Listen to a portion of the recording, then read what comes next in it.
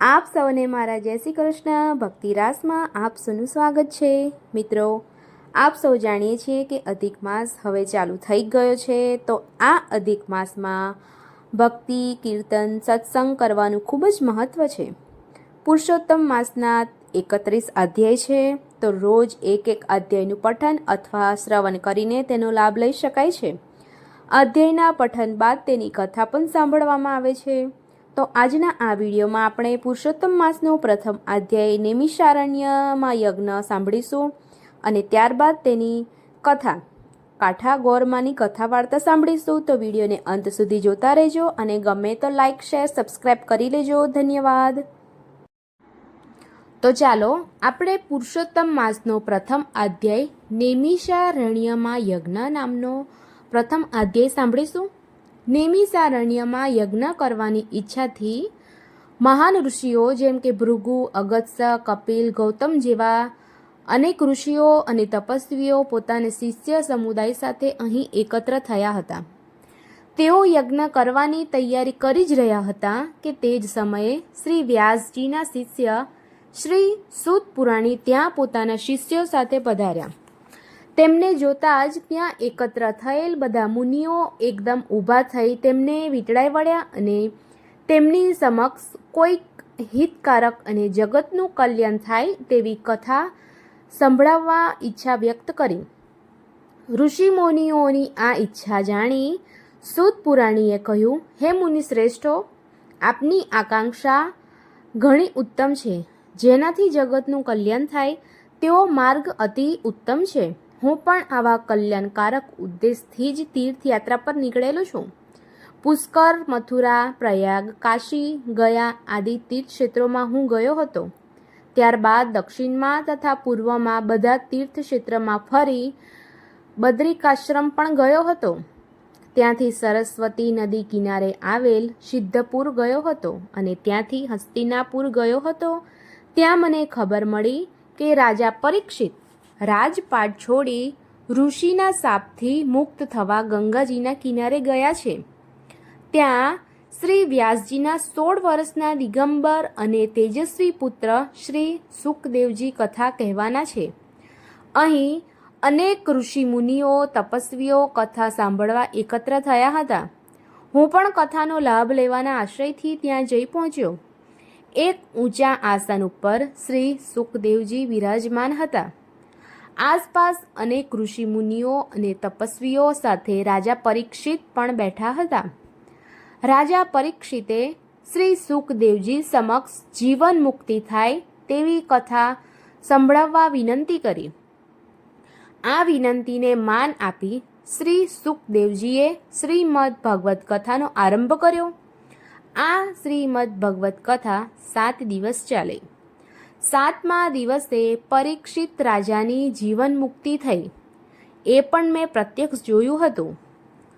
ત્યાં મારા સાંભળવામાં આવ્યું કે નૈમિષારણ્યમાં જગ કલ્યાણ અર્થે યજ્ઞ થઈ રહ્યો છે અને તેમાં અનેક ઋષિમુનિઓ એકઠા થવાના છે। આપ બધાના દર્શનના હેતુથી હું અહીં આવ્યો છું। હું આપના દર્શન કરીને કૃતકૃત્ય થયો છું। તો નૈમિષારણ્યમાં યજ્ઞ નામનો પહેલો અધ્યાય અહીંયા સંપૂર્ણ થાય છે। હવે આપણે પુરુષોત્તમ માસની પાવન કથા સાંભળીશું। કાઠા ગોરમાની કથા। નદી કિનારે એક રમણીય ગામ હતું। તેમાં એક ડોશી તેના 2 દીકરા અને 2 વહુઓ સાથે રહેતી હતી। ઘરમાં ક્લેશ થતાં 2 દીકરાઓ અલગ થઈ ગયા। તે બંનેમાંથી કોઈ પણ પોતાની માને રાખવા તૈયાર ન હતા। તેથી ડોશી પણ અલગ રહી પોતાનું ગુજરાન ચલાવતી। આમ 3 જણા જુદા જુદા ઘરમાં રહેતા હતા, પણ વાર તહેવારે ભેગા મળીને આનંદ માણતા।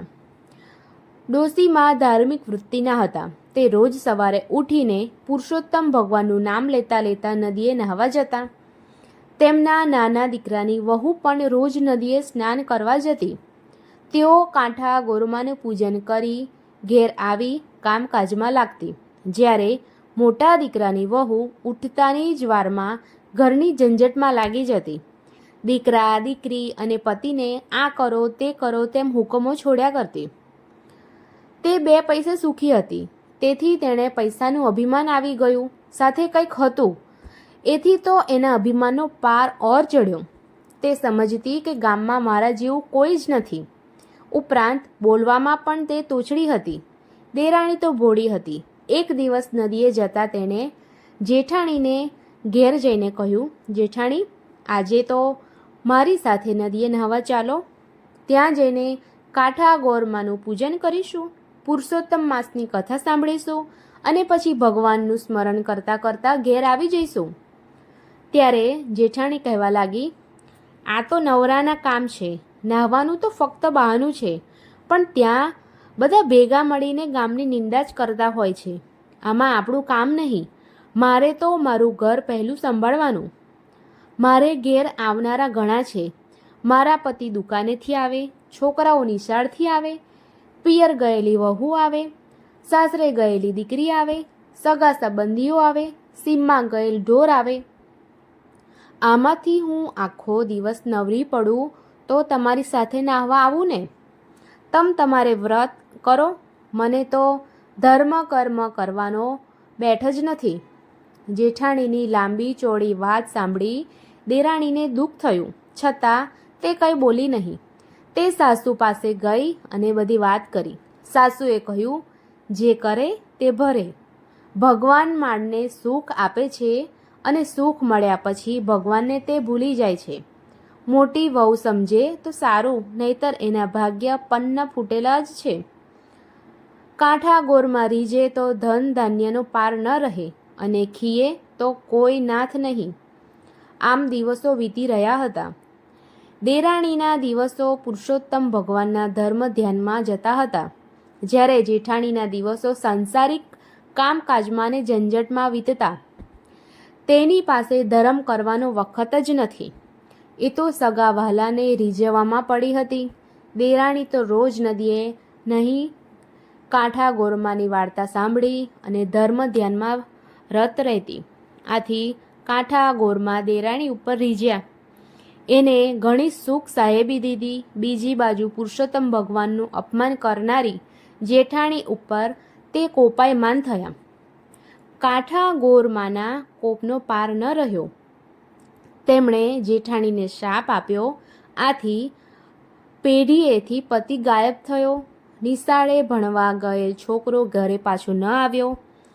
દીકરીના સાસરિયા કોપ્યા, તેથી તેણી દીકરીને તેની મા પાસે જવા ન દીધી. પિયર ગયેલી વહુ પણ પાછી ઘેર ન આવી. કોઈ સગા વહાલા ન આવ્યા. સીમમાં ગયેલ ઢોર પણ પાછા ન ફર્યા. આમ અણધાર્યું બનવાથી જેઠાણી હેબતાઈ ગઈ. તેના શોકનો કોઈ પાર જ ન રહ્યો. તેને પોતાની ભૂલ સમજાઈ ગઈ. તે દેરાણી પાસે પહોંચી ગઈ અને પોતાની દુઃખની વાત તેણે દેરાણીને કરી. દેરાણી તેને સાસુ પાસે લઈ ગઈ. સાસુ ઓટલે બેસી માળા ફેરવી રહ્યા હતા. ત્યાં તો જેઠાણી આવીને તેમના પગમાં પડી અને વાર્તાલાપ કરવા બેઠી. માં, હું તો લૂંટાઈ ગઈ. મારો તો પતિ ગયો, મારો પુત્ર ગયો, ઢોર ઢાંખર ગયા. સવડા નાખું ત્યાં અવડા પડે. માટે કંઈક રસ્તો બતાવો. તમે કહેશો તેમ હું કરીશ. સાસુએ કહ્યું, મોટી વહુ, તે જાણે અજાણે પણ પુરુષોત્તમ ભગવાનનું અપમાન કર્યું છે. આથી કાંઠા ગોરમાં તારા ઉપર કોપાયમાન થયા છે. તેથી તારા બધા કાર્યો અવળા થાય છે. આથી કરીને તું પુરુષોત્તમ માસનું સ્નાન કર, ધર્મ ધ્યાન કર, કાંઠા ગોરમાનું પૂજન કર, એમને વિનંતી કર, ભૂલની ક્ષમા માંગ. હવે મારી એક વાત સાંભળ. ધર્મ થાય તો કરીએ, પણ ધર્મનો અનાદર કદી ન કરીએ. ત્યારે જેઠાણી રડતા રડતા બોલી, માં, હું સાવ આંધળી છું, અજ્ઞાન છું, ધર્મની વાત જાણતી નથી. અજાણતા અનાદર થયો છે. હું કોઈ દિવસ નદીએ કાંઠા ગોરમાને પૂજવા ગઈ નથી. મારે ત્યાં જઈને શું કરવાનું? સાસુએ કહ્યું, એક થાળમાં પૂજનની બધી સામગ્રી લેવી. તેમાં શ્રીફળ, પુષ્પ, ચોખા, સોપારી, કંકુ, અબીલ, ગુલાલ, ધૂપ, અગરબત્તી, હાથમાં પૂજનનો થાળ લઈ ખભે ચૂંદડી નાખી બને તો ઢોલીને લઈ થોડી સ્ત્રીઓ સાથે વાજતે ગાજતે નદીએ જા. ત્યાં જઈ પુરુષોત્તમ ભગવાનનું નામ લઈ સ્નાન કરી કપડાં બદલીને પુરુષોત્તમ ભગવાનની પ્રાર્થના કરજે.